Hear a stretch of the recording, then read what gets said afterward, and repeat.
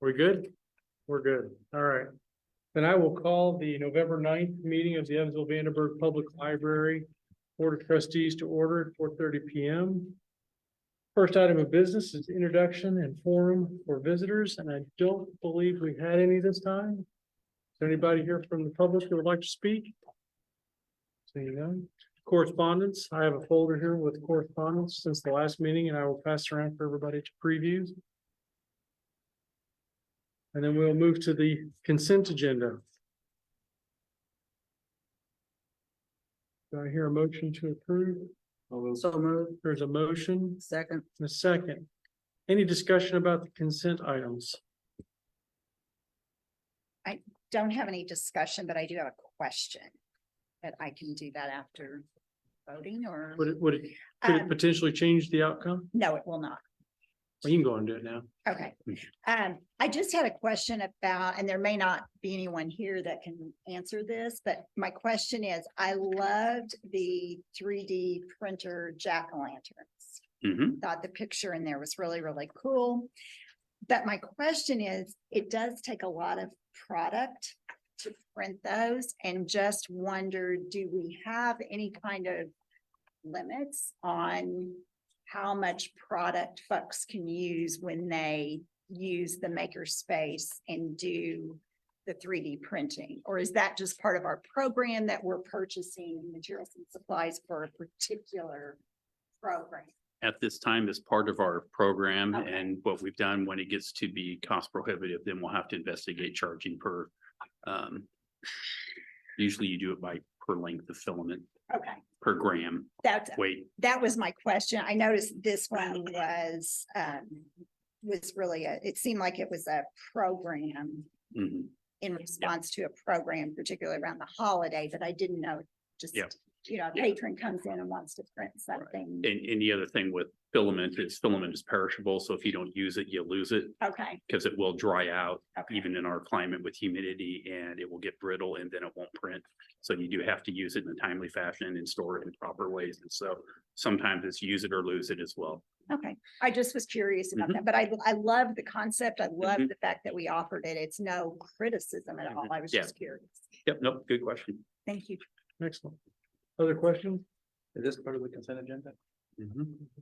I have a question. On the physical versus e-material circulation, Mhm. do you have an idea? It's not 45-55. What was it 5 years ago? Do we know? Or 6 or whatever might be a number? 5 years ago. And you're talking percentage of physical circ versus ebook circ, is that what we're asking? It's 45% for material versus 55 physical. 10 years ago, was it 1090 or what was it? I don't know what it was 10 years ago, but I can tell you when I started here, it was roughly 12% electronic circulation. And with the advent of COVID, we skyrocketed and we have not fallen much. At the height of COVID, we were up to about 57, 58%. And now we're staying steady, pretty much steady, right around 42. And the amount we spend on e-material versus the amount we spend on physical material is 45-55 or? No, it'd be more on print material, but that also. It depends on how you want to define physical material, because if you count DVDs and books on CD in with the physical materials, I would have to get a number, but your assumption of we do not spend quite as much on e-material as far as budget, and we're slowly starting to catch up to that. We've added money this year, and I have a feeling if we stay with this trend, we will continue to add more for e-materials. I can tell you because of some of the questions that would come up by the board most recently, we've checked what our average hold rate is for our overdrive product, which is our most popular product, and it's the one that is a circulation. Average hold time is 19 days.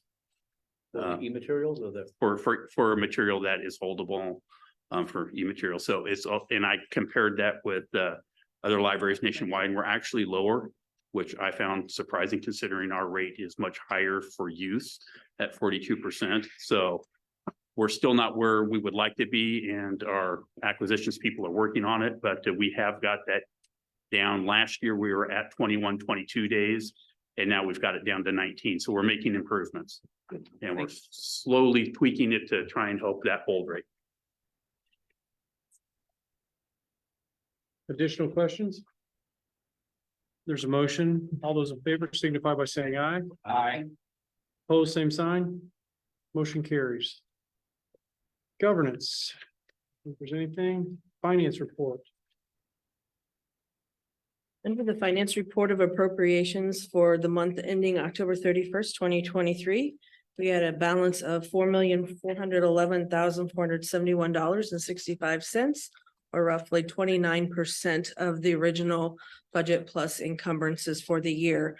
That's a little high for the end of October, but we do have a surge of projects and purchases that we're in the process of making in the month of November. And then we'll be wrapping that up so we know what our balance will be, so we can encumber and or make some transfers at the next meeting. Under our report of investments today, as of October 31st, in our four funds, we have $13,542,600, and that's in our state investment pool, Trust Indiana. And then we had a daily average yield for September of 5.3669, or up 0.2%. That should say October, not September. In the parentheses. And the average daily yield year to date is 4.9582%, or up a little over 4.5% since September.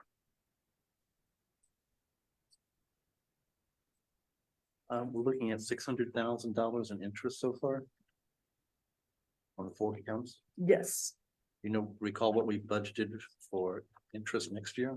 So we only budget for the operating fund. We don't budget for the other three funds. And I believe this year it's only 10,000. I believe we bumped it up to 20 or 25,000 next year, because we never know what the market's going to be. And a lot of times with election periods, that can change drastically overnight. Or it also could be $1 million in interest. It could.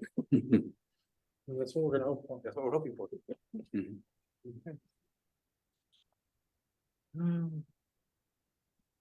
Bob? Yes. What? Yes, okay. Yes, I would like to ask the board to approve the various items we have expended over the past month. In particular, total invoices of $781,476.18, and payrolls, 2 payrolls, one of $344,258.16 and one of $484,594.89. That's in the form of a motion. So moved. All those in favor signify by saying aye. Aye. Opposed, motion carries. Ask a question then. So, there's a lot of page ones. I think it is actually page 7, on the electronic. What's the date on the bottom? Date on the bottom, let's see here. Oh, the bottom of the page, Yes. 10/31/23. It's the archive of local history images, 779.87. And since we discussed this, like the foundation board is doing some things with Browning on the project, I was wondering if that $779 had to do with that, those local history images archive.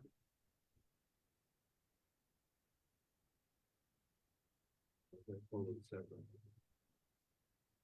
Trying to find it. Sorry.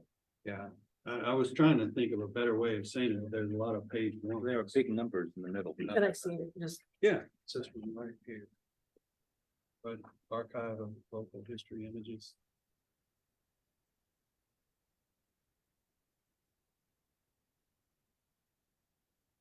I'm not sure. I'd have to go back and look at the actual invoice to see what that one was for. It comes from Brett in the IT department. And it wouldn't have affected my vote. I just wanted to know because we had discussed. Right. Surrounding the foundation, and I got part of that in the report. It is unlikely it's part of the Browning. Yeah. Okay, thanks. Other business. Surplus of furniture and equipment. So in your packet, there's a proposal to transfer surplus furniture and equipment. Actually, it's all IT equipment this time around. These items are either damaged or no longer needed by the library. They're outdated, especially in the technology area. And so we're asking the board to approve the transfer of the following property to the foundation, dispose of them as appropriate. And this is in accordance with Indiana Code 3612-3-5C, in which the library board may transfer personal property no longer needed for library purposes for no compensation or a nominal fee to an Indiana nonprofit library organization that is, one, tax exempt, and two, organized and operated for the exclusive benefit of the library disposing of the property without complying with Indiana Code 36-111 or Indiana Code 522, which is basically advertising. So move. Motion, Second. second. Discussion? I do have a question. 17 iPads and 5 notes, and so are they all damaged? Is that what you're saying? No, for instance, on the iPads, they're probably generation 1 or 2. Oh, So they're really old. Mhm. And then on the laptops and the desktops are where they're just the CPU unit actually. And those are the pieces that we have replaced for all the staff and on the public side as well. And those are all stripped of the operating system because once we buy that license, we can't leave it on the actual computer if we're getting rid of it. And some of the laptops will not, you can't download Windows 11, I believe it is, onto them. So they're really of no use to us. gotcha. Thanks. The normal question? Yes. Everything's wiped. Sure. All right, there's a motion. All those in favor signify by saying aye. Aye. Opposed? Motion carries. Foundation liaison report, Rick? Yes, sir. Thank you, Mr. President. The foundation last met on October 18th at 4:30 PM. We called the order. Our first order of business was to assign a new member. And that member is Del Doty, who is the Dean of Liberal Arts at USI. So gladly welcome him. The foundation is currently seeking members and would welcome any input from this board on potential members for the foundation board. I think we are at 4. Is that where we're at? We do have 5. Oh, 5. Yeah, Barb wasn't there. 5 vacancies or? 5 members, and it can be up to, we usually function at 7 like this board. There's 2 vacancies. Thank you. There's 2 vacancies, yes. Are there any requirements? Have to be- Requirements, I don't think there are requirements. Librarian background, having living in Vanderburgh County? No, for the foundation. Not for the that's not- foundation. no. Okay. Yeah. So, yeah, But we and if you prefer want that to they- send those to me or to Scott, if you have recommendations, we'd gladly take them. Matt Volkman and team were there to give the investment report. And we did an introduction of the EVPL team championing the foundation was by Scott. And that was out of some work that we've done with Jamie Levy and Associates and talking about next steps as far as putting together the overall strategic plan and next steps for the foundation. We had general business approval of members, approval of minutes after the approval of the member. Then we had the financial report by Lori Tomlin. Total assets for the foundation of $944,226.40. Scott Kenny gave his ex officio report, update to the foundation board of things that basically he had already reported to this board. We went over old business, talking about outreach and funding, basically talking about outreach also for board membership. We talked about sponsorship, part of the Browning Genealogy and Local History Project, which mainly was the Library Foundation is going to support moving this work to a secured server. And the details of that, probably Scott and Lori and Heather would know better than I. I guess this resides somewhere on EVPL's domain now. And we are going to support moving that off so that it is protected and that it also has perpetuity for the community. Yeah, basically the bottom line of that is, it is residing in one of our servers now. Brett has informed us that the programming language that it was originally programmed in years and years ago is so outdated that we can't run secure socket layer patches for it. So to make the site secure, and that at some point, basically internet providers, Google, whoever your search engine of preference is not going to support having that out there. And so it won't be publicly accessible. So as part of this project, we're helping to fund, the foundation is helping to fund to have that database reprogrammed in a current language and moved up into the cloud off of an EVPL server. So they have greater control of that. And we'll still continue to support their efforts, market the database that they have and teach our residents and people across Evansville, Indiana, and some worldwide users how to use that database and make sure that we market it appropriately. But right now, we're trying to get it up to current technology standards so it can live another long, fruitful life. An incredible resource for the community, for sure. Mhm. We also discussed the book sale that we had in August, which gross deposits were put in for $24,029 from that book sale, which happens at Washington Square. We discussed the purchase of 23,000 pair of eclipse glasses for the upcoming solar eclipse. And they will also be logoed with the Evansville Public Library Foundation logo. We had some new business to discuss, the ongoing work with Jamie Levy and where that was pretty much coming to a halt, but we will continue the work on the strategic plan.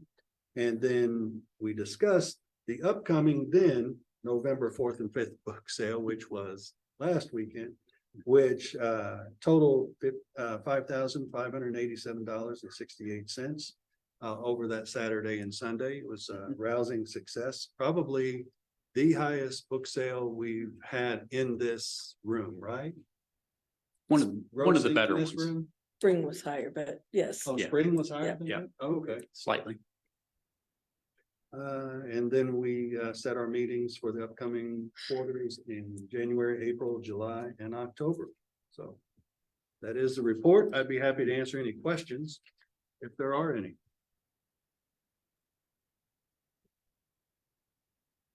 Thank you. Absolutely. All right. Staff spotlight. All right, and it is my pleasure to have Nancy Higgs come and talk to you all tonight as our, what did your title change to, Nancy?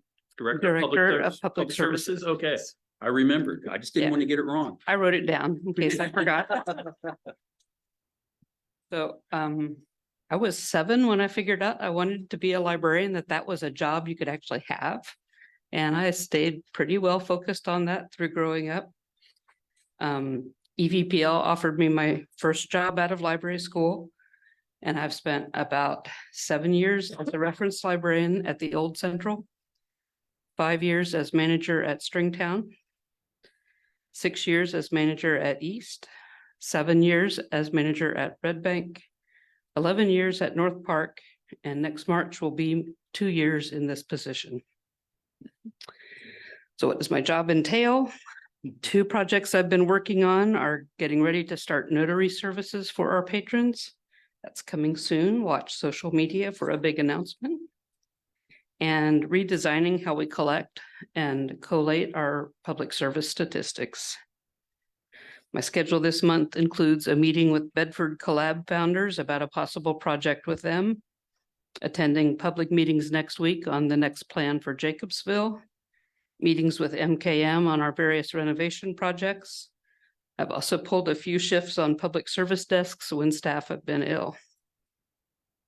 I just want to end by saying November's the month we are officially grateful. So I want to tell you, I am most grateful to work at a place I'm proud of, with people I respect and who inspire me, where we get to help people all day long, and where I am almost always happy to go to work. So thank you for what you do to make this a great place. Thank you. Come on, Nancy. Questions, anybody? So just real quick though, you said something about notary services for patrons. That's not something we've done in the past? Is there a demand for that? It's a question we've been asked a lot over the years, and increasingly so as other places limit who they will provide that service to. A lot of banks will only do it for their own customers, and sometimes only if it's bank-related business. We have in this year gotten 5 staff members trained, qualified, and ready to go. We're practicing now with making sure everybody is comfortable doing that and starting to work out how the process will work. It's not something we'll charge for. We will require people to either come at specified drop-in times or make appointments. I only charge for it. Charge full service. Everybody else does. That's just my. We don't charge for a lot of things everybody else charges for. Always looking for a chance to make some money. Yeah. So, anyway. Thank you. Yeah, real quick, one more question. You said you went to library school. Mhm. Where's library school? So I got my master's at IU. All right, now I'm done. Okay, anybody else? Last I'm not chance. gonna go Yeah, back. I just, Once I sit down, I'm not getting up again. Okay. this is Sabrina, Eric. Eric, can you hear me? Oh, yes. Yes, I just want to say it was a wonderful staff spotlight, and I was smiling the entire time she was stating it. It made me happy. She's happy and it made me happy. Thank you. Yeah. Sabrina, I didn't even notice you joined. Sorry. Uh-huh. Like- Okay, I'm here. I've been here. You need to make some noise or something when you're online so we can look up. Okay, I'm here. All right. Any announcements? Just briefly, I just wanted to mention that we had a very nice reception today for Veterans Day, honoring one of our honor flight participants, and Eric Estep, Trista Riggs, the marketing department put together a very nice display on Evansville's role in World War II, basically providing all the tools to fight World War II. And they have a great photographic display downstairs in the atrium and here at the Central Library if you'd like to take a look. But it was a very nice program this afternoon. And they did a great job putting that display together. It looks really nice, top notch in our display cases. Yeah. I'm trying to remember, did I see a post on that on our social media? I thought so. She did. Mhm. Mhm. Other announcements? Hearing none, I will call to adjourn. So moved. Second. All those in favor? Meeting adjourned. Alrighty, good night.